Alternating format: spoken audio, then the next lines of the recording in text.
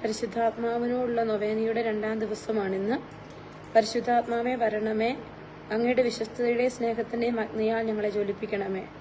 അങ്ങയുടെ സാന്നിധ്യത്താൽ ഭൂമിയുടെ പൂമുഖം നവീകരിക്കണമേ. പിതാവേ, അങ്ങയുടെ വിശ്വസ്തരുടെ ഹൃദയങ്ങളെ അവിടുത്തെ ആത്മാവിന്റെ വെളിച്ചത്താൽ നയിക്കുമല്ലോ. അങ്ങേ ആത്മാവിനെ ഞങ്ങൾക്കും തരണമേ. അങ്ങേ ദിവ്യപ്രചോദനത്താൽ സത്യത്തെ തിരിച്ചറിയാനും നല്ലത് രുചിച്ചറിയാനും ഞങ്ങൾക്കിടയാകട്ടെ. അങ്ങയുടെ സാന്ത്വനത്തിന്റെ പരിമളം അനുഭവിക്കാൻ ഞങ്ങൾക്കിടയാകട്ടെ. ഞങ്ങളുടെ കർത്താവായ ഈശോ മിശിഹാ വഴി ഈ പ്രാർത്ഥന ഞങ്ങൾ അങ്ങേക്ക് സമർപ്പിക്കുന്നു. ഞങ്ങളുടെ സൃഷ്ടാവും പിതാവും സംരക്ഷകനുമായ ദൈവമേ, ഞങ്ങൾ അങ്ങയെ സ്തുതിക്കുന്നു. അവിടുത്തെ സ്നേഹം ഞങ്ങൾക്ക് വെളിപ്പെടുത്താനായി മനുഷ്യാവതാരം ചെയ്ത ഈശോയെ അങ്ങയെ ഞങ്ങൾ ആരാധിക്കുന്നു. ഞങ്ങളുടെ രക്ഷകനും നാഥനുമാണ് ഈശോ എന്ന തിരിച്ചറിവ് ഞങ്ങൾക്ക് നൽകുന്ന പരിശുദ്ധാത്മാവെ, ഞങ്ങൾ അങ്ങേക്ക് നന്ദി പറയുന്നു. ലോകസ്ഥാപനം മുതൽ അങ്ങേ ദിവ്യ സാന്നിധ്യത്താൽ ഭൂമിയുടെ മുഖം നവീകരിച്ചുകൊണ്ടിരിക്കുന്ന പരിശുദ്ധാത്മാവെ, ഞങ്ങൾ അങ്ങയെ മഹത്വപ്പെടുത്തുന്നു. സഖ്യനൂട്ടുശാലിയ ദാഹത്തോടെ കാത്തിരുന്ന പരിശുദ്ധ അമ്മയുടെ സ്ത്രീകന്മാരുടെ മേൽ ഇറങ്ങി വന്ന പരിശുദ്ധാത്മാവെ, ഈ സമൂഹത്തിന് മേൽ ഇറങ്ങി വരണമേ. ഞങ്ങളുടെ ഹൃദയങ്ങളെ അങ്ങയുടെ കൃപയാൽ നിറയ്ക്കണമേ. അവിടുത്തെ ആലയമായി ഞങ്ങളുടെ ശരീരത്തെ അങ്ങ് വിശുദ്ധീകരിക്കണമേ. പിതാവിന്റെയും പുത്രന്റെയും ആത്മാവെ, ഞങ്ങൾക്ക് ആഴമുള്ള ദൈവസ്നേഹ അനുഭവത്തിലും വിശ്വാസത്തിലും വളരാൻ ആവശ്യമായ കൃപ തരണമേ. ആമേൻ. വചനസുവിശേഷം 7-ാം അധ്യായം 37 മുതലുള്ള വചനങ്ങൾ. തിരുനാളിന്റെ അവസാനത്തെ മഹാദിനത്തിന് യേശു എന്നിരുന്ന് ശബ്ദമുയർത്തി പറഞ്ഞു, ആർക്കെങ്കിലും ദാഹിക്കുന്നെങ്കിൽ അവൻ എന്റെ അടുക്കൽ വന്ന് കുടിക്കട്ടെ. എന്നെ വിശ്വസിക്കുന്ന ഹൃദയത്തിൽ നിന്ന് വിശുദ്ധ ലിഖിതം പ്രസ്താവിക്കുന്നത് പോലെ ജീവജലത്തിന്റെ അരുവികൾ ഒഴുകും. അവൻ ഇത് പറഞ്ഞത് തന്നെ വിശ്വസിക്കുന്നവൻ സ്വീകരിക്കാനിരിക്കുന്ന ആത്മാവിനെ പറ്റിയാണ്. അതുവരെയും ആത്മാവ് നൽകപ്പെട്ടിട്ടില്ലായിരുന്നു. എന്നാൽ യേശു അതുവരെയും മഹത്വീകരിക്കപ്പെട്ടിരുന്നില്ല. നമുക്ക് ഒരുമിച്ച് മധ്യസ്ഥ പ്രാർത്ഥനയിലേക്ക് പ്രവേശിക്കാം.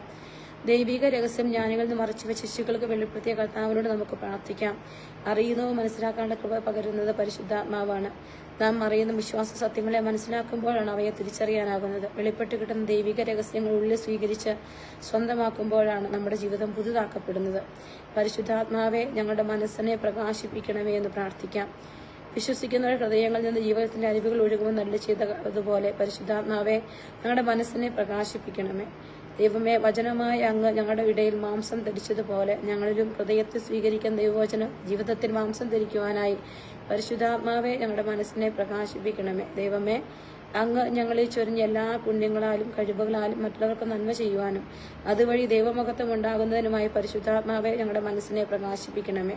പരിശുദ്ധാത്മാവെ, ശാസ്ത്രീയമായും സാങ്കേതികമായും അങ്ങ് നൽകുന്ന എല്ലാ അറിവുകളും നന്മയ്ക്ക് വേണ്ടി മാത്രം വിനിയോഗിക്കുന്നതിനായി പരിശുദ്ധാത്മാവെ, ഞങ്ങളുടെ മനസ്സിനെ പ്രകാശിപ്പിക്കണമേ. സമാപന പ്രാർത്ഥന. ഓ ദൈവമേ, പരിശുദ്ധാത്മാവ ഫലമായ ആനന്ദത്താൽ ഞങ്ങളെ നിറയ്ക്കണമേ. എപ്പോഴും സന്തോഷത്തോടെ കഴിയാൻ ഞങ്ങൾക്ക് സഹായിക്കണമേ.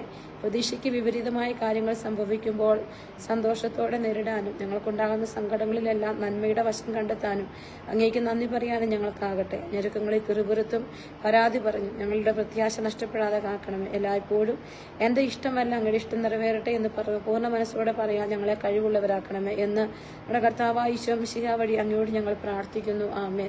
കർത്താവെ, അങ്ങയുടെ സന്നിധിയിലേക്ക് എല്ലാ മക്കളെയും സമർപ്പിച്ച് പ്രാർത്ഥിക്കുന്നു. പ്രത്യേകമായിട്ട് ഇവിടെ തപസ്യാന്തി പങ്കെടുക്കുന്ന മക്കളെ സമർപ്പിക്കുന്നു. പരിശുദ്ധാത്മാവിന്റെ വലിയ അനോയിന്റിങ് എല്ലാ മക്കളിലേക്ക് നിറയപ്പെടുവാൻ, അവിടുത്തെ കാരുണ്യവും സ്നേഹവും നിറയപ്പെടുവാൻ അവിടുന്ന് ഇടയാക്കണമേ എന്ന് പ്രാർത്ഥിക്കുന്നു. ഈശോയെ, നിന്നെ സ്തുതിക്കുന്നു, ആരാധിക്കുന്നു, നിനക്ക് നന്ദി പറയുന്നു.